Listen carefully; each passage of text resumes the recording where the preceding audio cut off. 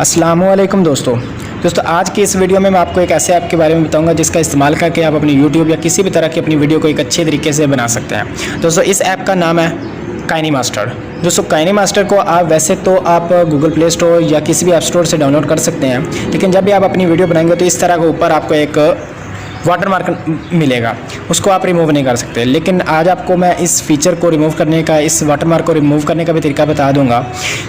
और वो तरीका ये है कि आपने ये जो ऐप डाउनलोड करना है, ये मैं डिस्क्रिप्शन में इसका लिंक दे दूंगा। आपने इस ऐप को वहाँ से डाउनलोड करना है। वो उसकी ऑफिशियल वेबसाइट है, वो फ्री ऑफ कॉस्ट है, उसके कोई चार्जेस आपने पे नहीं करने। वहाँ से आप डाउनलोड करेंगे तो ये आपको वाटरमार्क रिमूव कर देगा। ये सिर्फ़ और सिर्फ मैंने आपको दिखाने के लिए लिखा हुआ है, वरना इसका ये आप चेक कर सकते हैं कि इसमें कोई भी किसी भी तरह की वीडियो आप एडिट कर सकते हैं।